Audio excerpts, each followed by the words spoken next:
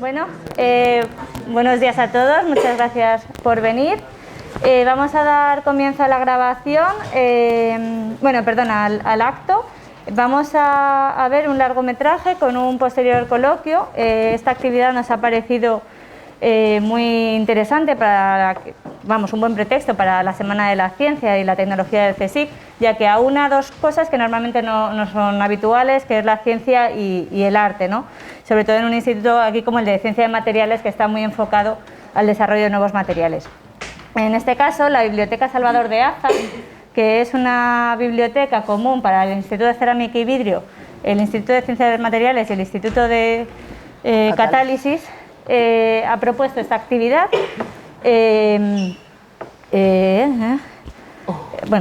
Ha propuesto esta actividad y queremos agradecer vuestra asistencia y todo el interés que habéis demostrado al querer participar en la misma.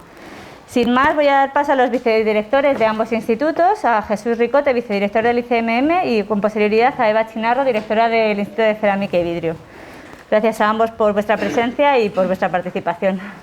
Muchas gracias. Bueno, pues en primer lugar y en nombre del director me gustaría daros a todos y a todas la bienvenida al Instituto de Ciencia de Materiales de Madrid, del Consejo Superior de Investigaciones Científicas, y solamente comentar brevemente que cuando nos contactaron para proponernos acoger en este salón de actos un cineforum, pues lo primero es que nos quedamos bastante sorprendidos porque no es una actividad a la que estemos acostumbrados. Normalmente pues tenemos un compromiso muy importante con las actividades de divulgación de la investigación que realizamos en el instituto a través de diferentes actividades como son talleres, visitas guiadas al centro o exposiciones. Por ejemplo, pues tenéis una exposición sobre científicos LGTBI justamente en el hall del instituto. Porque como vamos a mencionar, estamos en la Semana de la Ciencia y la Tecnología de la Comunidad de Madrid. Pero a pesar de todo esto, pues no solemos prestar mucha atención al fomento del trabajo realizado por otros para difundir la importancia del estudio de los materiales, como es el caso de hoy. Creo que es de gran interés para este centro, con un trabajo en el que estamos centrados principalmente en desarrollar materiales para aplicaciones que afectan a nuestra vida cotidiana, como son las relacionadas con los dispositivos digitales, con la búsqueda de soluciones sostenibles que contribuyan de alguna manera a paliar el cambio climático o con el mundo de la salud y el bienestar de la población. Hoy nos vamos a fijar en algo un poco diferente, y es cómo los materiales también influyen en el cuidado de nuestro patrimonio cultural a través de la conservación o la restauración, y nos hace darnos cuenta de que quizás no prestamos suficiente atención a estos otros aspectos de la ciencia y tecnología de materiales, al estar centrados en cosas muy diferentes. Tampoco me gustaría dejar de mencionar otro aspecto que se va a encontrar en el documental que vamos a ver, y es la relación de los materiales con la creación artística, que normalmente pues parece que son dos cosas y dos mundos opuestos, pero pueden ser muy complementarios, como creo que se va a ver luego en el documental. Solamente me queda por felicitar a las organizadoras por su iniciativa, dar las gracias al director, el Liceo de Pablos, por compartir este documental con nosotros, y desear a toda la audiencia que disfruten tanto del visionado como del debate que va a haber posteriormente al visionado. Gracias a todos por venir.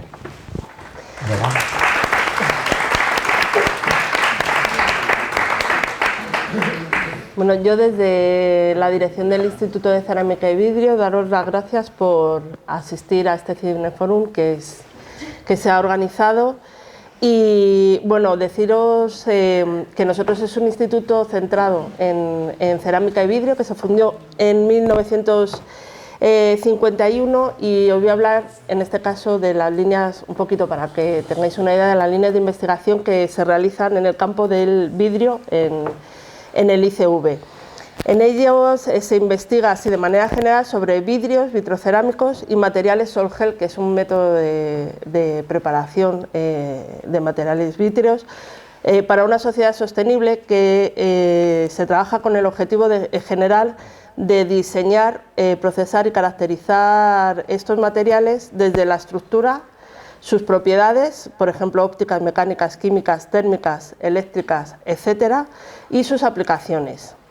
Las líneas principales de investigación en el campo del vidrio, aunque no es lo único que se hace, es en vidrios y vitrocerámicos producidos por fusión, que incluyen nanovitrocerámicos transparentes con aplicaciones fotónicas, como por ejemplo guías de onda, fibra óptica, sellos para alta y baja temperatura, baterías de ion-litio, ahorro energético en hornos de vidrio, etcétera.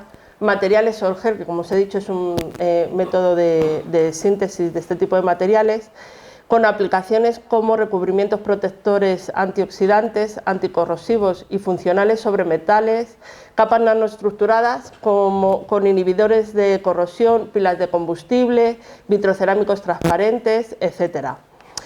Y con la incorporación de la investigadora Teresa Palomar se ha reactivado la línea de investigación en patrimonio cultural que se había ido perdiendo en los últimos años, que está directamente relacionada con de lo que habla el documental que se va a proyectar.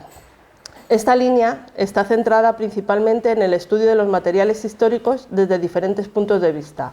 Por un lado, para obtener el conocimiento del propio material, cómo se ha realizado, confirmar su origen y cronología, y establecer paralelismos con piezas similares de otras localizaciones, entre otras cosas. Y por otro lado, también se están desarrollando estudios de conservación en busca de alargar la vida de las piezas históricas únicas y que en algunos casos su propia composición química o el ambiente en el que se conserva son las principales causas de su deterioro.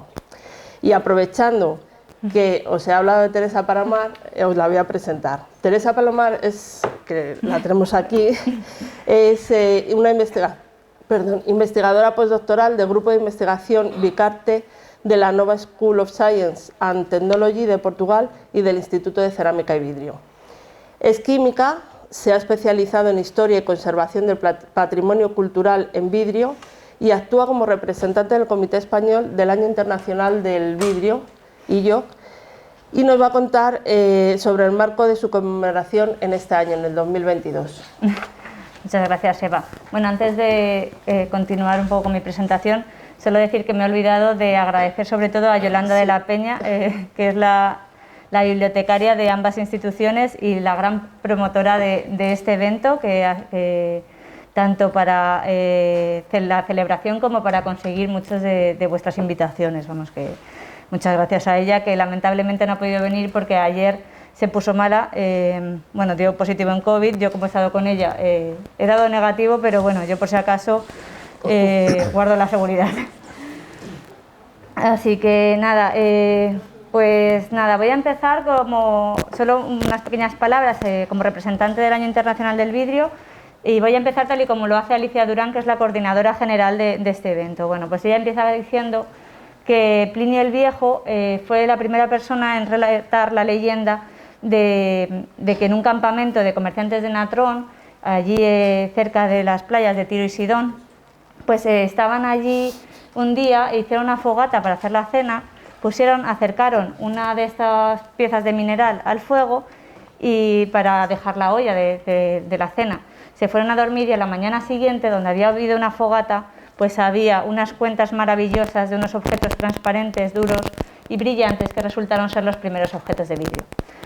Bueno, esta leyenda es muy bonita, hubiese sido así muy bonito, pero bueno, sabemos que el vidrio ha evolucionado mucho desde estas primeras cuentas, ha pasado por los perfumeros egipcios hechos con la técnica del núcleo de arena. Después se ha desarrollado muchísimo durante el Imperio Romano, fabricando todas estas piezas con vidrio soplado, la caña de soplar, que fue el gran invento revolucionario en el mundo del vidrio. Luego se llegaron a la Edad Media y se fabricaron todas estas fantásticas vidrieras que cerraron los vanos de las catedrales góticas y que han estado en nuestra vida hasta actualmente. Y ya recientemente todo el desarrollo industrial y tecnológico que nos ha permitido tener el vidrio en nuestras casas como un objeto cotidiano. Tenemos que pensar que al principio era un objeto de lujo y ahora a día de hoy está en todos los escalones sociales. ¿Qué sería de nosotros sin todas las vajillas de vidrio, sin las ventanas o incluso sin la fibra óptica que ha permitido llevar durante estos años mucho mejor lo que es el confinamiento y la pandemia, ¿no? Que nos ha permitido estar en contacto con nuestros seres queridos? Bueno, como podéis ver, el vidrio se ha convertido en un material indispensable actualmente. Por esa razón, en el año 2014 empezó a a gestarse una idea de hacer algo que conmemorase este material, y esta idea fue poco a poco creciendo hasta que a finales de 2019 estaba todo listo para presentar la candidatura del Año Internacional del Vidrio en la Asamblea General de la ONU. Vino el COVID, como todo el mundo sabemos, esto paralizó el procedimiento, pero seguimos ahí, seguimos luchando para conseguir este año y al final conseguimos la aprobación en el año 2021. A modo de resumen, solo quiero decir que el Año Internacional del Vidrio está apoyado por más de 2.300 instituciones de 94 países diferentes, es decir, es una verdadera celebración a nivel mundial. ¿Y por qué el año 2022? Bueno, pues se aunan varios eventos que marcan un antes y un después en el vidrio. Hace 670 años que se representa la primera persona con gafas en un retrato. También hace 200 años que se utilizaron las lentes Fresnel en los faros costeros y que permitieron mejorar la seguridad en la navegación. Hace 100 años del descubrimiento de la tumba de Tutankamón, que tiene un gran número de piezas de vidrio egipcio perfectamente conservados.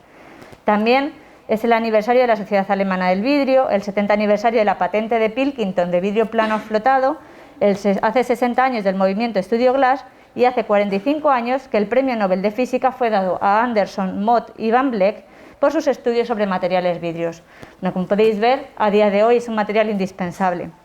Y bueno, no quiero explayarme más, simplemente daros las gracias por venir y disfrutar de uno de los múltiples actos que se están haciendo en nuestro país y fuera de él. Sin más, ya simplemente paso a comentar las otras dos personas que nos acompañan en la mesa, que son Eliseo de Pablos, director del documental que vamos a ver ahora mismo, director de la muestra de cine europeo de Ciudad de Segovia, MUCES, miembro de la Sociedad Histórica de Vidrio de España, de la Sociedad Española de Cerámica y Vidrio y es director del Centro Nacional de Vidrio de España. No sé si quiere decir unas palabras sobre el documental antes de pasar a verlo. Sí, bueno, yo voy a ser muy breve porque las imágenes creo que lo van a decir casi todo. Esta película se enmarca, no sabíamos lo del Año Internacional del Vidrio, pero se enmarca en una idea ya de años atrás, cuando yo era director general del Centro Nacional del Vidrio, pues que quería reivindicar y poner en valor el vidrio plano, porque el vidrio plano parece que es está un poco más olvidado que el vidrio hueco, y el vidrio plano es algo fantástico y maravilloso porque une técnica, creatividad y sustento de algo tan importante en las civilizaciones como es la propia arquitectura. Entonces, bueno, pues yo, como vengo también del mundo del cine y tenía estos 8 años vidrieros ahí, pues abordamos esta película y solamente os voy a contar las vicisitudes que tuvimos para hacerla, ¿no? Es decir, que esta película tenía un guión perfectamente estructurado en que los protagonistas eran Carlos Muñoz de Pablos, Alfonso y Pablo, que son las personas que más saben de vidrieras, no en España, yo creo que en todo el mundo. Y tuvimos que cambiarlo absolutamente todo porque cuando empezó el COVID. Entonces hubo que cambiar rodajes, hubo que cambiar muchísimas cosas y finalmente pues pudimos grabar en todo un proceso en la Catedral de Segovia, cuando lo íbamos a hacer en varias catedrales. En otras catedrales nos habían dicho que sí, podéis venir, pero podemos venir a grabar, pero era desde la puerta. O en la Catedral de Ávila, que íbamos a ver, no, aquí sí podéis grabar las vidrieras, pero desde fuera. Bueno, total, que al final pues conseguimos terminar la película y que es un reflejo de toda una actividad vidriera muy interesante. Es la primera vez que hay imágenes como estas. Esto no se había grabado nunca. Y estos chicos dicen cosas que nunca se habían dicho en una pantalla, ¿no? Entonces abordan temas tan interesantes como centenarios, ¿no? Del siglo XII-XIII, como la obtención del amarillo de plata, del rojo rubí, etc. Y lo hemos hecho, tiene una parte didáctica creo que interesante, porque lo que hacemos es seguir un poco el proceso de todo un proceso de una vidriera desde que se descuelga hasta que se vuelve a colgar otra vez restaurada, y eso nos permite abordar toda la serie de procesos, ¿no? y comentarlos, ¿no? Y también hacemos un guiño al Centro Nacional del Vidrio y al vidrio hueco, porque le damos un toquecito para decir, oye, pues mira, también existe el vidrio hueco y aquí está, y está la Real Fábrica, etcétera, etcétera, ¿no?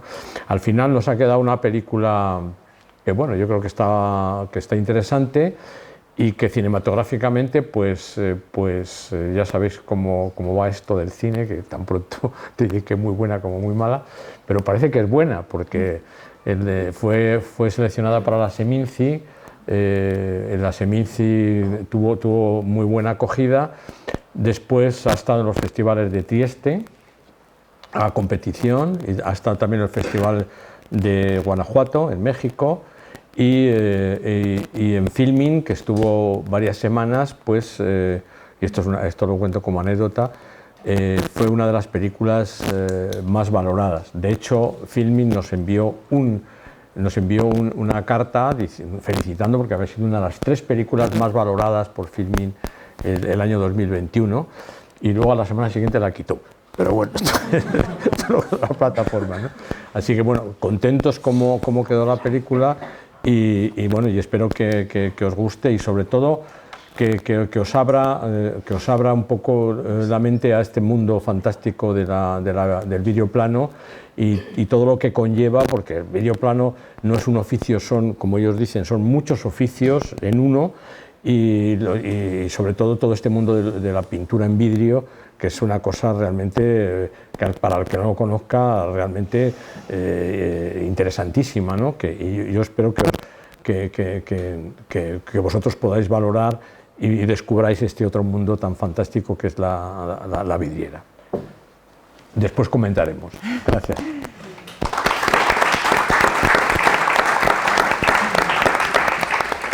Muchas gracias, Eliseo. Por último, presentar a Alfonso Muñoz, pintor vidriero, restaurador en Betraria Muñoz de Pablos, que es un taller formado por un equipo de artistas plásticos especializados en el arte de la vidriera, que se encuentra en Segovia y que es de los protagonistas del documental. No sé si quieres decir unas palabras. Yo creo que no, vamos a empezar a verlo y ya hablamos después. Perfecto, pues nada, vamos a dar paso entonces al documental y luego ya subiremos a la mesa para empezar el coloquio. Vale, muchas gracias.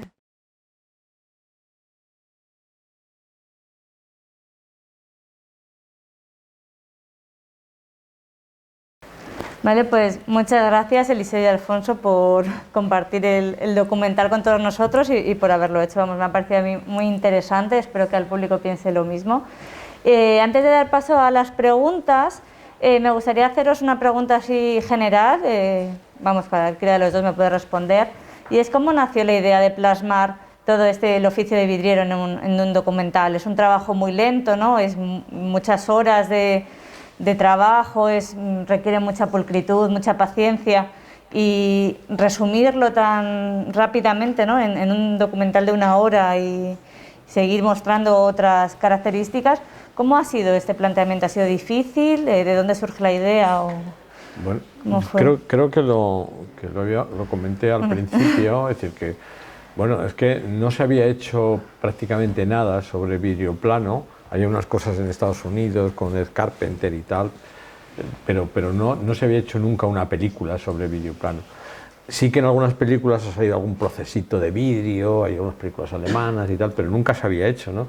Y ya digo que como yo tengo ahí una experiencia profesional vidriera de 9 años prácticamente, y me fascinaba el vídeo hueco, pero también el vídeo plano. Y luego he tenido la gran suerte de estar al lado de Carlos Muñoz de Pablos y de Alfonso y Pablo, porque Carlos era el presidente del Centro Nacional del Vidrio, de la Fundación, era mi presidente, yo era el director, y entonces claro, hemos tratado muchísimo. Y luego pues nada, aparte de la grandísima amistad que nos une, y es que encima somos vecinos, o sea, es decir Qué desgracia. que Segovia, el estudio de Carlos, o sea, el estudio donde él hace la cabeza. Estamos prácticamente en 2 calles, pero enfrente, o sea que bueno, total que muchas tardes de hablar y comentar sobre el vídeo plano, ¿no? Y entonces como yo tengo también un bagaje cinematográfico, pues yo vengo de familia de cineastas y he hecho ya una serie de películas, digo, bueno, pues yo es que tengo que hacer una película, un documental, porque normalmente he hecho películas de ficción, pero digo, bueno, tengo que hacer un documental sobre el vídeo plano, así que bueno, me convencí a Carlos de hacerlo y a ellos, y bueno, y entonces hicimos un planteamiento primero que ya te digo que luego se tuvo que trastocar por el tema del COVID. Y lo que se trataba era de plasmar todo ese mundo de las vidrieras y que tuviera una parte didáctica muy importante, porque es muy desconocida, ¿no? Pero que no fuera tan aburrido como, mira, ahora hago esto, luego hago esto. Darle un poquito de ritmo,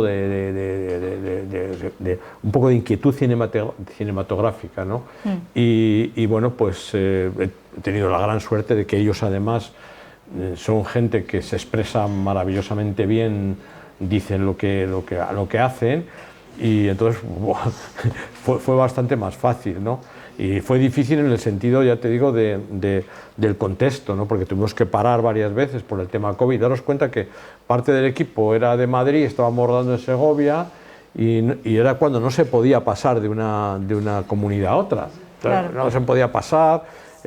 Luego el equipo, una vez que vino, tuvimos que durmiera en Ávila y tal, y no llegara a Madrid otra vez a su casa para que poder grabar, o sea que bueno, una serie de circunstancias, pero bueno, poco a poco las fuimos salvando, y tuvimos también la suerte de que poder contar con la Catedral de Segovia sin nadie. Solo había unos organistas que nos estaban afinándolo, por eso suena, estaban afinándolo. Estaban afinándolo, a ver si se callan estos un poco. Le da un toque también. Pero tuvimos la suerte además también de desmontar, y veis que hacemos el proceso entero, desde que se desmonta una vidriera para llevarla al taller a restaurar, y luego aprovechamos, claro, para expresar todas las técnicas, y luego por eso ya digo, darle luego un guiño al vídeo hueco también, con una visita al Centro Nacional del Vídeo y que nos quedara un poco más completa la película, ¿no? Y bueno, y al final pues yo creo que es un documento valioso también en el sentido de que no hay nada hecho, o sea, que ya no es que sea muy bueno, muy malo o regular, sino que es que no hay nada hecho sobre vídeo, y que bueno, que la gente pueda conocer las diferentes técnicas del vídeo plano, y sobre todo el trabajo fantástico que ha hecho o que hacen Carlos y Alfonso y Pablo, porque bueno, es decir, que nosotros tenemos que estar orgullosos de que Betralia, yo creo que es uno de los grandes talleres en el mundo, sí. Y Carlos Muñoz de Pablos, como todos sabéis, pues es una de las grandes figuras también en el mundo de la restauración y de la vidriera, ¿no? Y que bueno, que toda esa labor ha sido continuada por Pablo y Alfonso desde muy jovencitos, y son unos grandísimos especialistas, y que bueno, pues que todo eso ha ayudado mucho de crear ese equipo, ¿no? Claro, tanto sí. técnico como cinematográfico. Muchas gracias. ¿Alguna pregunta del público? ¿Sí? Espera, el micrófono.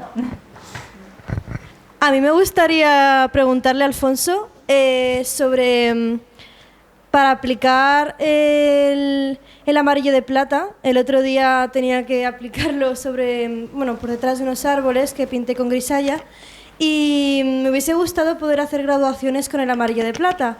Lo que pasa es que nuestro profesor nos ha explicado que, claro, el amarillo de plata es un color que se extiende de una forma muy uniforme. De hecho, al final hubo una complicación en el horneado, no sabemos qué pasó, pero de hecho se extendió por zonas en donde yo no lo había puesto. La cosa es, ¿hay alguna técnica que tú uses para poder generar esas graduaciones con el color?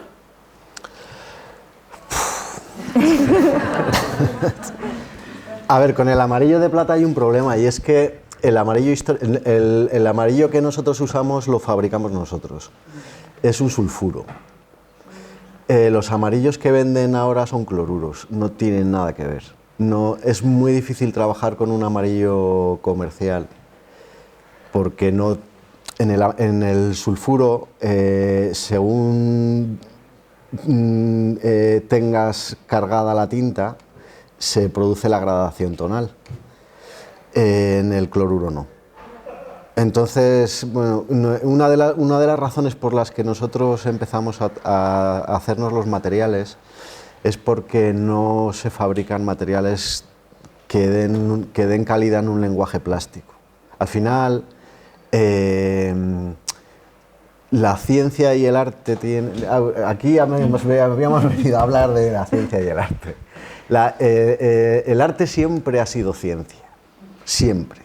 Y yo creo que eso... Hay una decadencia en la cultura occidental contemporánea, yo creo, y en el mundo del arte muy seria, porque se desprecia el conocimiento de la materia. Y la materia es el soporte de la idea. Y el artista plástico lo que hace es transformar y modular la materia para expresar una idea. Con lo cual, su conocimiento de la materia tiene que ser, cuanto mejor y más profundo sea, más va a poder desarrollar y más preciso va a ser el lenguaje, el mensaje que pueda decir, ¿no? Entonces, desde ese punto de vista, la riqueza formal y cromática que pueda tener la pintura al óleo, por ejemplo. ¿Por qué se deja de usar la pintura al temple y se empieza a usar la pintura al óleo? ¿Qué consecuencias tiene eso en la evolución de la pintura del Renacimiento al Barroco? Eso son cosas que cuando estudias historia del arte nadie cuenta. Pero son las claves del arte. ¿Por qué Velázquez pinta como pinta? ¿Cuál es la importancia de Velázquez? ¿Que pinta enanos? No. Es que pinta de una manera determinada. Su pintura está construida de una manera determinada. Usa los blancos de una forma. Sus blancos además mete cuarzos que tienen unas cualidades físico-químicas determinadas. ¿Sabes? El pintor y el escultor y el artista plástico siempre, desde el principio de los tiempos, desde las cuevas de Altamira, ha sido un científico, porque ha visto unos efectos, ha hecho su proposición y ha buscado el camino para que esos efectos se reproduzcan cuando él quiera. Eso es ciencia. En el caso del amarillo, pues es muy difícil, no sé qué decirte. Porque es que no vas a encontrar... en el mercado no hay amarillos de plata que den gama. Y luego lo que dices de que aparecen donde no hay una cosa muy curiosa que se ve en todas las vidrieras históricas, lo llamamos los amarillos fantasmas, hay fantasmas. Entonces tú ves una pieza, un calibre, que puede ser una mano, una cabeza, y de repente ves reflejos irisados que son amarillos, que son de otra cosa. Y es porque en la cama del horno el amarillo es un color por cementación, o sea, realmente tú das una capa y lo que hace es hacer una difusión iónica, un intercambio de iones, pero esa capa se queda también en la solera del horno. Y cuando tú quitas la pieza se queda cargada con plata. Cuando pones la siguiente se difunde con muy poca intensidad, pero genera una difusión.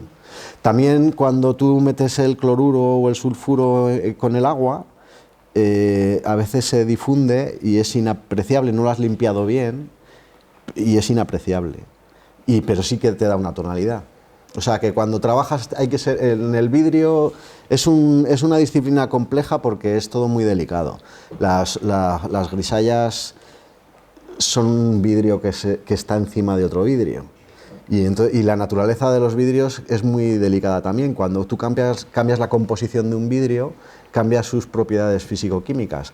Por ejemplo, su tensión, la tensión superficial que genera la capa pictórica sobre un vidrio depende de sus propiedades químicas en el calentamiento. O sea, qué capacidad tiene de dilatar, cómo contrae cuando enfría.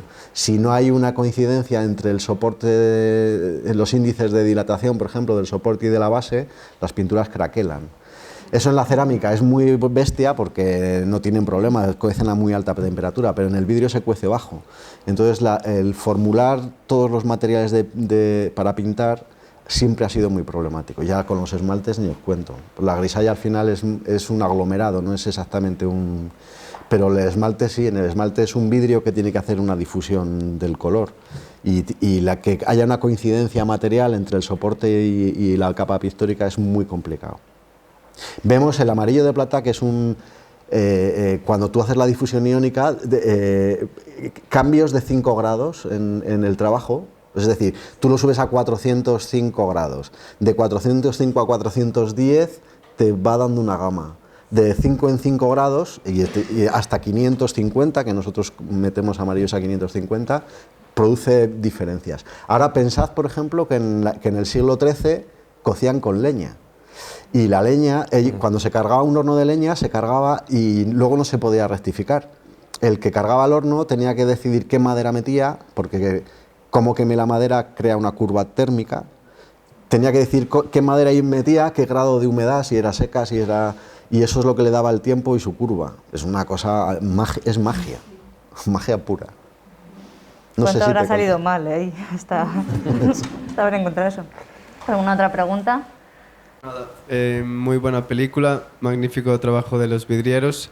Y bueno, esta es una pregunta igual un poco tonta, pero le quería preguntar al director que hubo una parte que me pareció bastante interesante cuando aparecía la chica. ¿Y qué quería expresar en esa parte? Porque me dejó muy desconcertado y la verdad es que me gustó mucho. ¿Cuál es la idea? O... Pues eso es una discusión aquí con mi querido Alfonso. A ver, esa parte es un poco el toque cinematográfico, ¿sabes? Decir, mira, es que no se haga tan pesada la película en el sentido técnico y venga a tener y romper un poco. Y también, pero romper dentro de unos cánones que el propio artista tiene, ¿no? Que de vez en cuando pues tiene estas ensoñaciones oníricas, ¿no? Que se le aprenda, esto lo he hecho bien, esto no lo he hecho bien y tal. Y todo era un poco cortar un poco con todo ese planteamiento técnico y tal, que es muy complejo y para ellos es súper fácil, pero para el que lo estaba escuchando pues no, te cuesta seguirlo. Con mucho interés, pero te cuesta seguirlo. Y esto es un poco esa ruptura y dar ese toque onírico, poético y sobre todo cinematográfico, que se vea que es una película.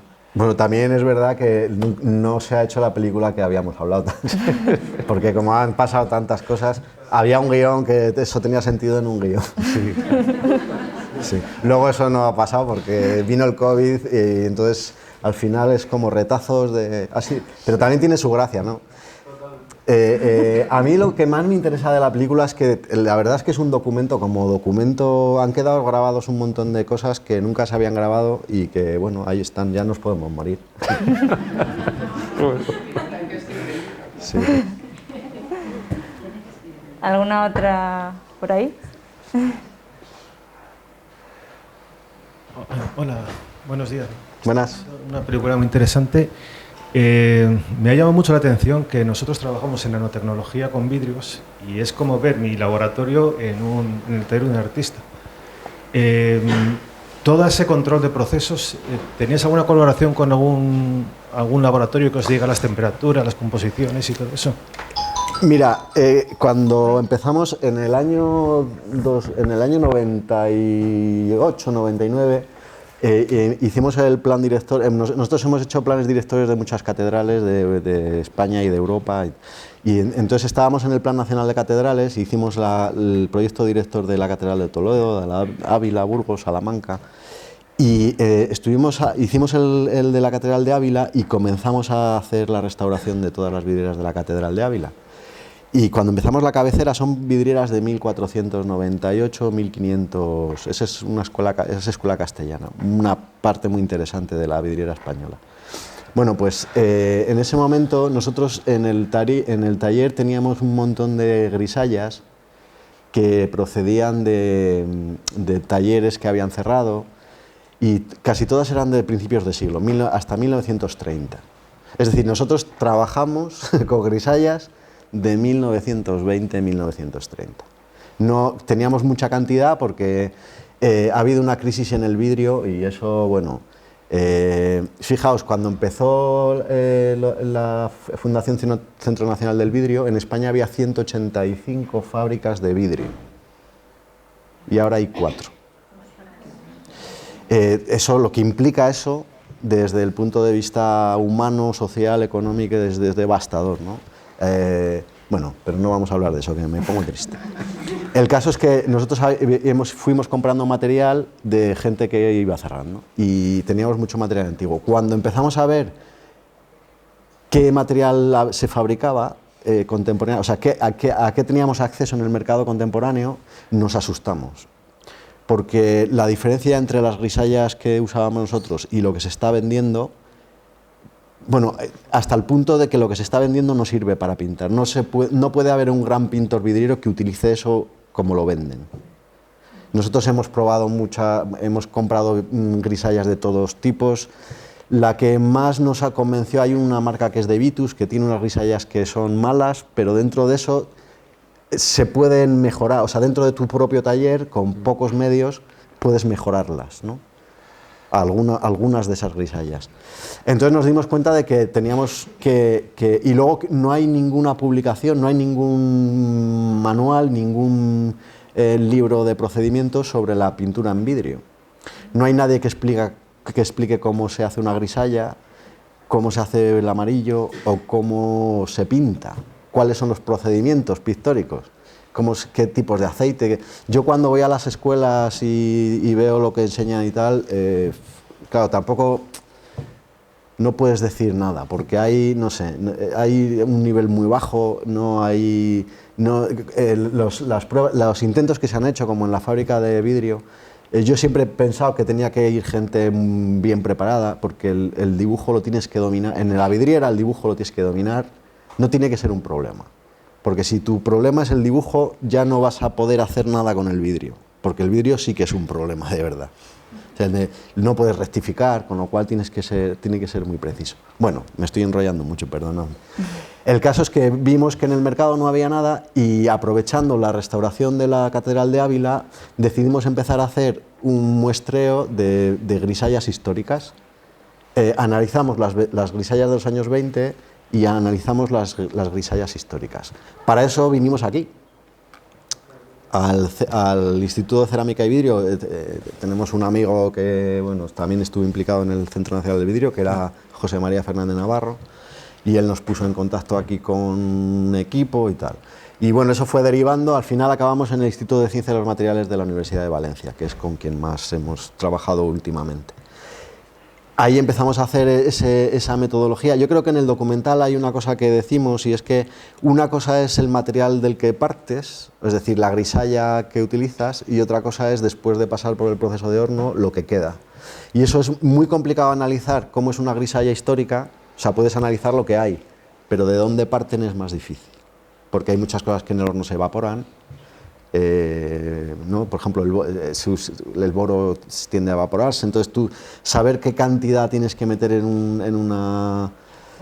Bueno, el caso es que es muy difícil que un químico haga eso, muy difícil, porque hay muchos problemas. Que la aplicación de una grisalla, por ejemplo, la aplicación es complicada, tiene que ser alguien que tenga mano, como decimos los artistas, ¿no? Que sepa aglutinar, que sepa templar, y luego también que sepa los objetivos, ¿no?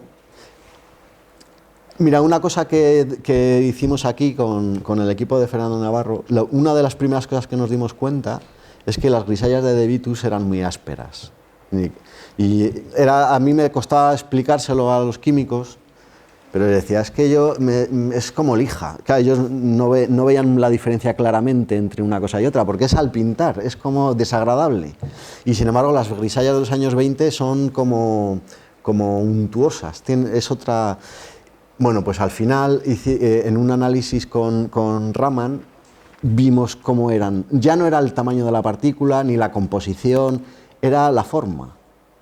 Y una había sido molida con un molino de ágata de manera circular y tal, y la otra había sido molida con un molido de bolas de alúmina, con fracturación por temperatura y tal. Simplemente esa forma de la partícula ya te hace que no puedas pintar con una cosa. Es un campo muy complejo, muy divertido también, ¿eh? Sí, hombre, la idea, lo interesante es tener equipos multidisciplinares. Es que yo soy físico y o sea, ese tipo de cosas que trabajas sí que lo hacemos nosotros. Es que son campos complementarios. O sea, hay que hablar con los que hacen a la frita, con lo que la caracterizan y con lo que la aplicáis. Y vamos, por ejemplo, el amarillo de plata me llama mucho la atención, que nosotros lo fabricamos para hacer nanotecnología y a amplificar campos electromagnéticos, pero sale el color amarillo con el que sacas tú. Cuando en el año 2000 y pico empezamos a colaborar con gente que estaba haciendo la tesis doctoral y tengo 3 o 4 tesis sobre las nanopartículas de plata, muy interesantes. Al final la tecnología, bueno, pues a veces es más antigua de lo que parece. Bueno, casi siempre es más antigua. Creo que había una pregunta por aquí. No, delante de la chica esta. Luego os hago una crítica un poco a los centros de investigación. Constructiva. No te invitamos más, ¿eh? Me castigáis, bueno. Buenas. Realmente tengo bastante dudas, pero la que quería preguntar era realmente desde que se ha tenido en la última vidriera que hemos visto, ¿cuánto tiempo realmente se tarda desde que se tiene el boceto y que ya sabes qué vas a hacer hasta que lo estás montando? ¿Cuánto tiempo se invierte? Pues mira, depende. Aquí, mira, esa vidriera estuvimos 8 o 9 meses haciéndola. Pero tú ten en cuenta que se hace el boceto, todo ese trabajo previo de investigación, en eso somos muy rigurosos. Cuando tú estás interviniendo en un edificio histórico que tiene muchas implicaciones de todo tipo, socioeconómicas, culturales, religiosas, y bueno, es como... Lo que pasa es que yo, miren, no soy religioso, y para mí todos estos temas son como la mitología, los trato igual que la mitología, ¿no? Y tengo el mismo respeto. Yo creo que hay un problema cultural ahora con la religión, y es que hay como un rechazo a esa parte que es mitología y que es nuestra propia cultura mitológica, ¿no? Y yo, bueno, lo trato desde ese punto de vista. Y hay que ser muy riguroso. Tenemos muchos problemas con la curia, porque la curia a veces sabe cada vez menos, tiene menos cultura. Y cuando tratas los temas, los símbolos, que son símbolos a veces que vienen de muy antiguo, desde, ¿sabes? Toda la herencia zoroastrista, mitraica, está toda ahí en lo que hacemos ahora, ¿no? Y manejar esos símbolos es muy importante. Pues, por tanto, ese proceso primero de cómo vas a representar lo que quieres, pues tiene que tener una serie de elementos, tanto contemporáneos como... Tenemos en ese sentido una posición complicada, ¿no? Todas las vidrieras que hemos hecho nuevas, tratamos de que se integren en ese espacio. En el caso de la Catedral de Segovia es un renacimiento tardío, ¿no? Pero que luego tenga esos elementos contemporáneos también, es difícil. Por eso, que entre que haces el boceto, el dibujo, cortas, seleccionas los vidrios, que no se rompa nada, 8 meses.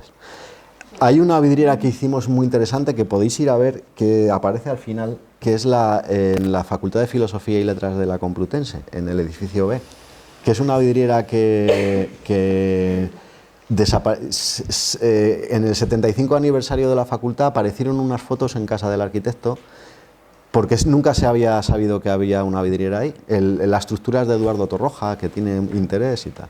Pero bueno, aparecieron unas fotos con un boceto, y luego unas fotos de un montaje, pero que estaba sin acabar, del año 35.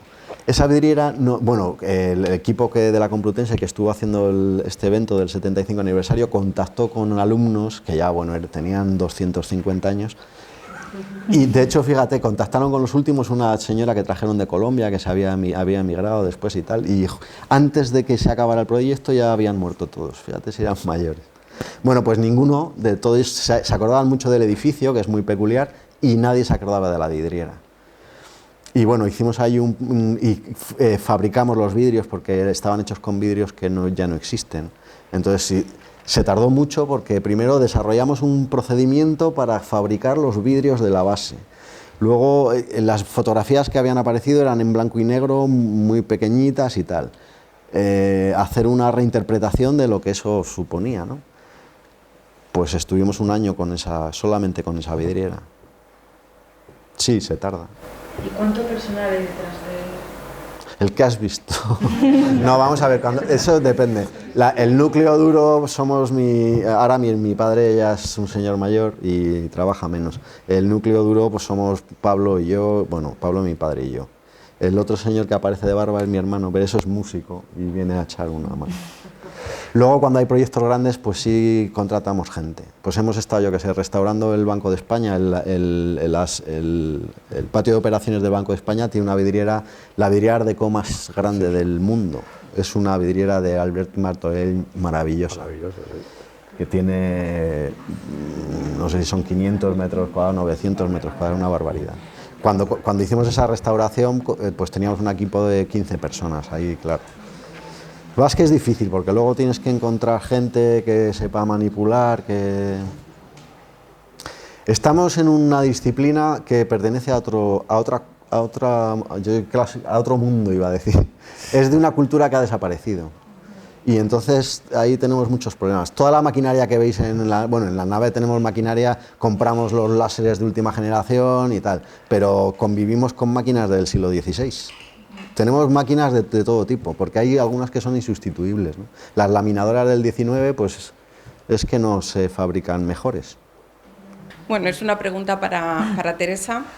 Entonces, yo trabajo en análisis químico y una de las dudas que me plantea es que todo el material que viene al laboratorio se destruye. Entonces, claro, es un problema cara a los materiales históricos.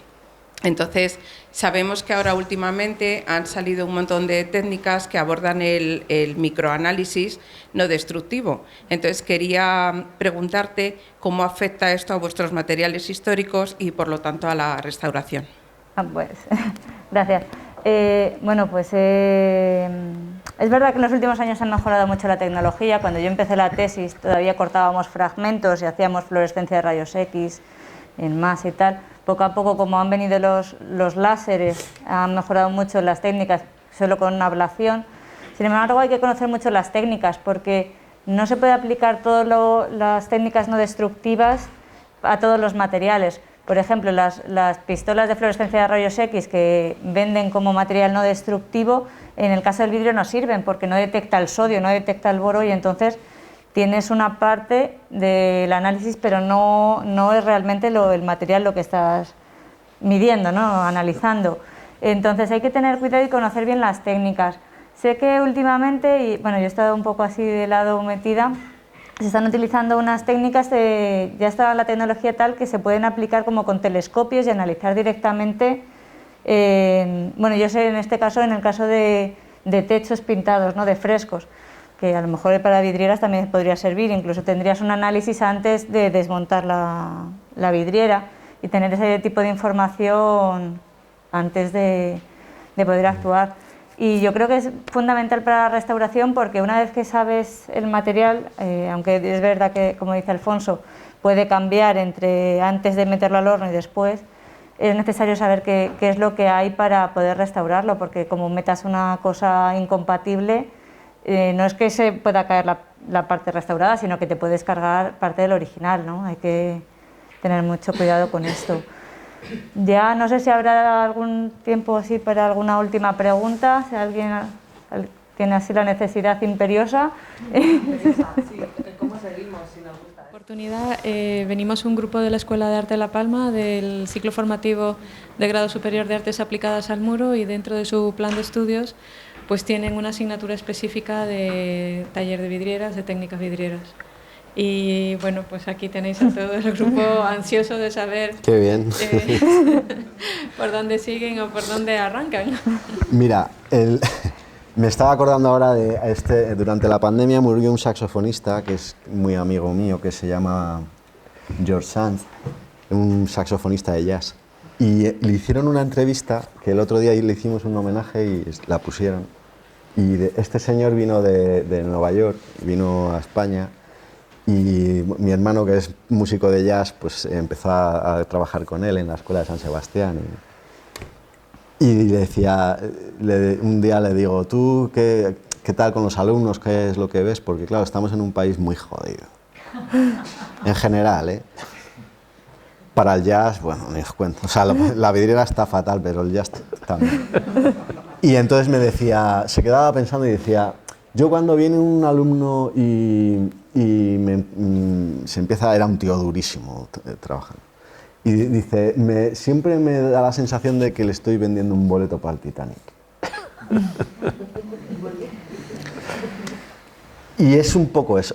En el arte, en general, es un boleto para el Titanic. Hay que tener mucha vocación, mucha voluntad. El dibujo es una disciplina maravillosa, pero terrible. Y luego porque te enfrenta a ti mismo, te enfrenta a lo que eres. No vale... Mira, la ciencia y el arte tienen dos cosas que a mí me gustan. Que responden a la curiosidad, que es lo más humano. O sea, las preguntas, lo importante a veces no son las respuestas, es hacerse bien las preguntas. Y a la verdad. Van encaminadas a encontrar una respuesta que sea verdadera. Y esas dos cosas son para mí, son los pilares de la existencia. Tener la curiosidad y querer encontrar las respuestas de verdad. Y cuando te enfrentas a eso con dignidad, con honestidad, pues es cuando sale el trabajo bien. Yo lo que veo en el mundo del arte y en el mundo de la ciencia es mucha deshonestidad. Y no se hacen las preguntas, porque hay muchos intereses en general y hemos degenerado mucho muy rápidamente, yo creo. Hace falta artistas y científicos honestos, pero imperiosamente, que se hagan bien las respuestas, que estén dispuestos a decir lo que nadie quiere oír. Y empezando por ellos, decírselo a ellos mismos, pero la sociedad necesita que nos digan lo que no queremos oír, porque sea verdad. Y no para vender, o no para mejorar, o no porque tengas un privilegio socioeconómico o geopolítico. Hay que decir la verdad, y hay que buscarla, con honestidad. Yo lo que les diría a los alumnos que se meten en esto es que perseveren, que sean honestos, que miren, que como no hay, antes os decía, no hay nada sobre procedimientos pictóricos. Tampoco es cierto, están las vidrieras. Entonces la mirada detenida a una vidriera histórica, yo cuando leo los tratados, empezando por siempre, en todos los historiadores hablan de lo mismo. El monje Teófilo, no hay por dónde cogerlos. El monje Teófilo nunca es un tío que hace un tratado pero no sabe nada de vidriera, nunca ha pintado una vidriera, ni ha estado cerca de una vidriera seguro, porque todo lo que dice no son más que majaderías, que los historiadores se encargan de repetir a lo largo del tiempo y confirmar su falta de criterio libro tras libro. Pero si tú ves una vidriera, te la coges y la ves, es que no hace falta una gran formación. Hace falta formación, pero es que lo es. Es como cualquier análisis pictórico. Puedes ver que no es cierto lo que dicen. Entonces ya se cogen manías en las escuelas, ¿no? Primero hacemos el 3, luego una mediatita no sé cómo, no, pues no. Yo ahora mismo las vidas que estoy restaurando de Pierres de Chiverry, que es la escuela, estos son de Amberes, formados además en Italia una parte y tal. Es una cosa, el manierismo es de una inteligencia. Yo hay veces que es que me desmayo. Cuando estás viendo una cosa y dices, pero ¿cómo no se me ha ocurrido a mí? ¿Cómo ha hecho esto así? ¿Cómo has tenido esta estrategia? Porque cuando pintas buscas estrategias. Sí, quizá el manierismo es quizá la máxima expresión de la vidriera. Bueno, una de las máximas, ¿no?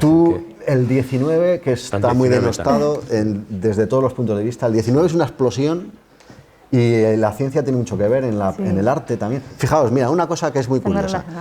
Aparece en la farmacopea, aparece un sistema que son los tubos de zinc para meter las pomadas. Eso enseguida los pintores, antes no se podía salir al campo a pintar tan fácilmente porque en la pintura al óleo se metían vejigas y, o sea, toda la pintura barroca se hace en el taller. ¿Cuándo se puede salir? Pues de repente cogen los botecitos de las farmacopeas y lo meten y se hacen su cajita y se van a pintar. O sea, una cosa que parece tan tonta tiene un impacto brutal porque todo el paisaje impresionista surge de esa cosa de la farmacopea. Al igual que todas las gamas cromáticas que se modulan, porque la ciencia va descubriendo nuevas formas de hacer pigmentos, de trazar tierras, de no sé qué, y eso genera un espectro cromático en la pintura, en la acuarela, en la pintura al óleo, bestial. O sea, el siglo XIX y principio del XX lo despreciamos mucho, pero aquí en Madrid tenéis unas vidrieras de 1880 y tantos. Bueno, hay muchas, ¿no? En el Niño Jesús hay unas que hemos restaurado que son muy bonitas y tal. Pero tenéis que ir a ver la de los Jerónimos. En los Jerónimos viene un pintor que se llama Anglade, que viene a hacer un concurso a la Catedral de Burgos, y es escuela francesa.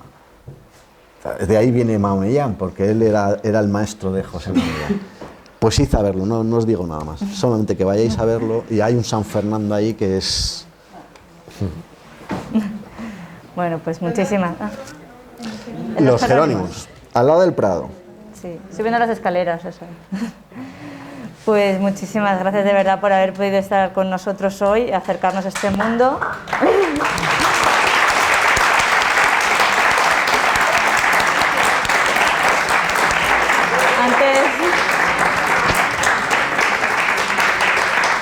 Antes de que os vayáis, queríamos haceros entrega aquí de los libros del Instituto.